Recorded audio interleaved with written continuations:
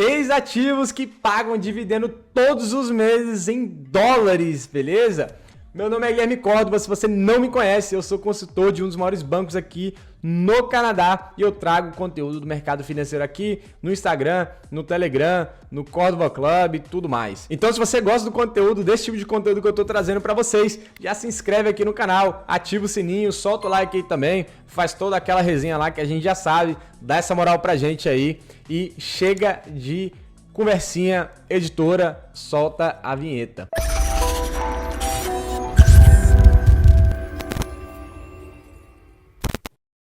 Galera, uma coisa que eu queria trazer para vocês aqui é fique ligado com os falsos pagadores de dividendo, beleza? Tem muita empresa nos Estados Unidos também, nos Estados Unidos e no Brasil é muito comum com os pagamentos de dividendo, tá certo? Você vê uma empresa fazendo um pagamento alto, tem um dividend yield muito alto, você tem que desconfiar. Qualquer empresa pagando em 9% de dividendo, 8% de dividendo, pense duas vezes, analise o porquê que aquilo está acontecendo, porque não é assim, muito saudável uma empresa fazer isso, tá certo? Entender o porquê. Pode ser que a empresa seja muito boa e de fato, né, o dividendo seja bem bacana, mas são casos, é exceção, entendeu? Não é regra, então fique ligado quando vocês estiverem aí vendo uma empresa. Sei que muita gente fala, né, a famosa AT&T, paga 9%, 10% de dividendo. Cara, essa empresa é uma bomba prestes a explodir, mas as pessoas olham apenas, né, o dividend yield. E aí o dividend yield é apenas um indicador dentro de vários, né, dentro de um mundo inteiro de vários indicadores que você pode analisar em uma empresa. Galera, o primeiro que eu vou trazer para vocês aqui vai ser o STAG, beleza? STAG. É um REIT industrial que ele é negociado nos Estados Unidos. Ele é envolvido principalmente na aquisição e operação de propriedades industriais de um único inquilino nos Estados Unidos. O STAG nos últimos 10 anos trouxe um retorno histórico aí de 261% e um retorno anualizado aí de mais ou menos 14%, então bem acima aí do próprio S&P 500, que traz um retorno de 9,8% na média histórica. O STAG tem um dividend yield aí histórico, né, na casa dos 5, 6%, mas nos últimos anos aí, por conta da sua segurança, né, e robustez, ele vem diminuindo um pouco do dividend yield aí, né? Porque vem sendo precificado um pouco mais esticado, que a galera chama, né? Então, está sendo negociado um pouco mais esticado por conta da sua previsibilidade de receita, né? Patrimônio líquido crescendo todo ano, né? O FFO, né? O Funds from Operation, crescendo todo ano aí também, né? O Free Cash Flow, né? O fluxo de caixa livre também, muito bacana e, obviamente, também pouco alavancado, né? Tá negociando aí basicamente 4 vezes o EBITDA, então é muito bom, pouco alavancado para um REIT, tá bem tranquilo, com uma dívida de 1,9 bilhões aí, né? Então tá bem suave, tá? O FFO deles é de 304 milhões, tá? Então bem tranquilo, é um REIT bem bacana que eu gosto demais. E o que é bacana de ver também é que até 2016 ele pagava acima de 100% de payout, tá? Mas aí nos últimos 4, 5 anos mais ou menos, ele veio reduzindo numa média de mais ou menos 80% de payout, então tendo um pouco aí da sua receita, do seu lucro, né? Ficando ali lucro retido para poder investir mais um pouco e aí expandir seus negócios. E uma coisa que você tem que lembrar também é que o REIT ele é obrigado a distribuir 90% do lucro tributável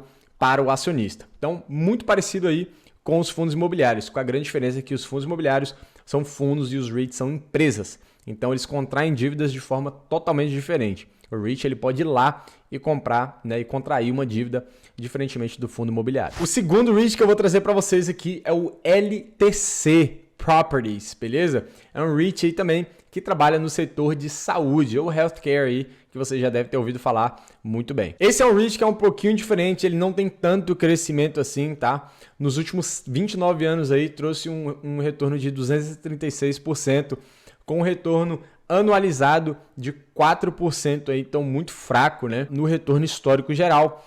Porém, né, ele tem aí uma constância muito forte nos dividendos. Desde 1992 que eles pagam aí acima de 5% de dividend yield, tá certo? E só 2 ou 3 anos ali que pagaram 4,9%. Então, eles sempre têm essa meta aí basicamente de 5% no mínimo, tá?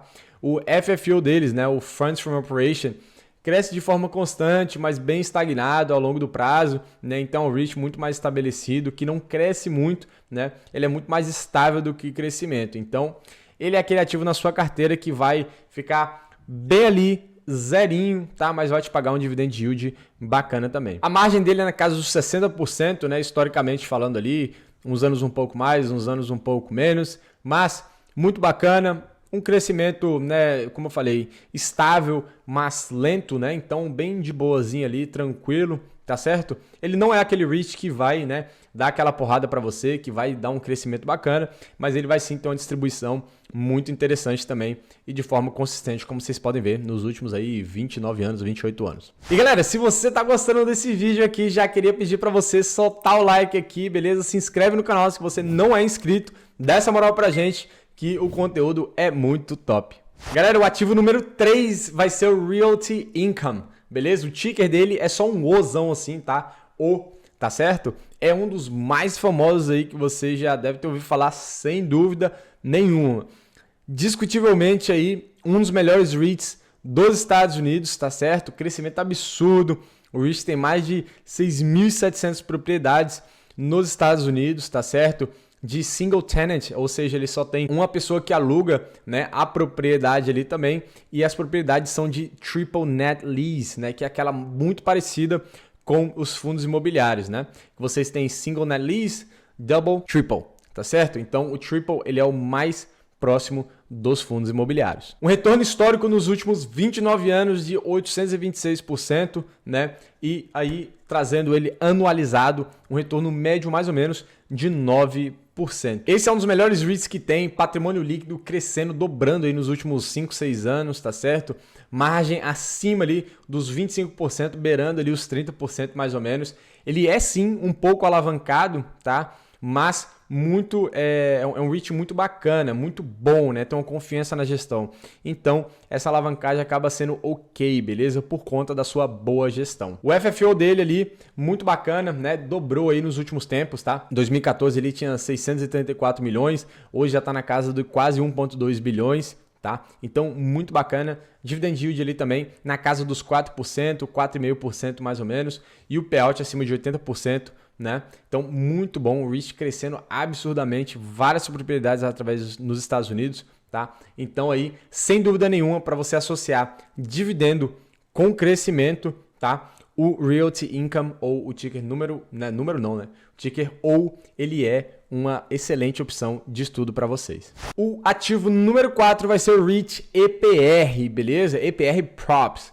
Esse é o nome do REIT e ele aluga propriedades experimentais nos Estados Unidos e também aqui no Canadá. Agora, esse REIT ele é um daqueles que a gente chama de armadilha, né? O patrimônio líquido crescendo bem bacana, mas, né, o lucro líquido e o FFO estão diminuindo nos últimos tempos, tá certo? Isso não é bacana e o fundo também se alavancou demais, né? Tá com muita dívida e algumas dessas dívidas são bem complicadas de pagar, tá certo?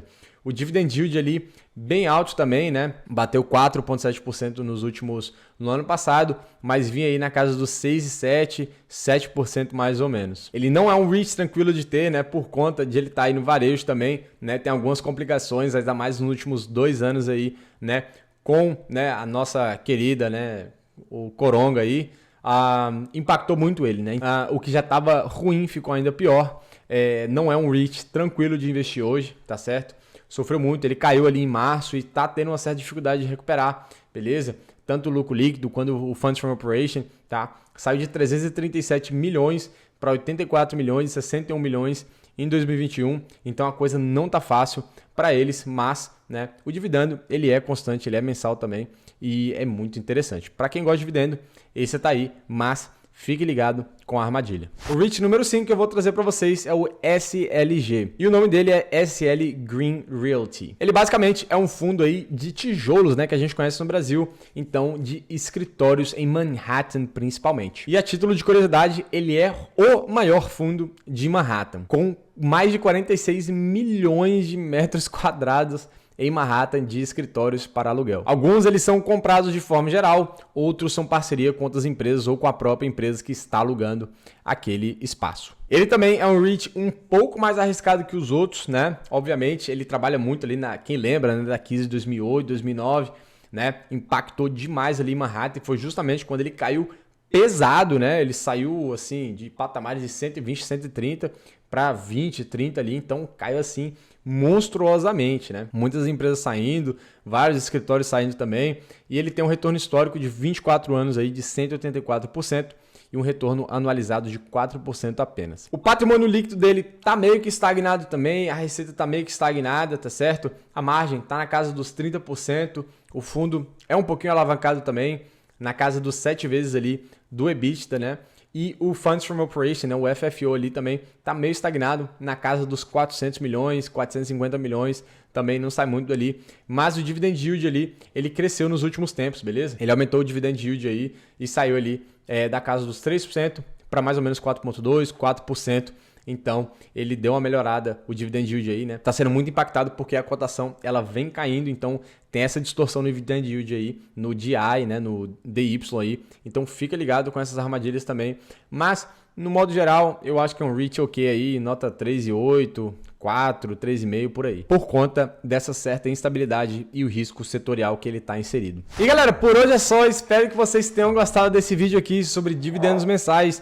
Deixa aqui nos comentários qual é o que você mais gosta, se você tem algum, né? Qual é a empresa aí que mais paga dividendo na sua carteira? Deixa aqui nos comentários. Eu gostaria muito de escutar o que vocês têm para dizer aí. Beleza? Tamo junto, muito obrigado, valeu, é nóis e um abraço.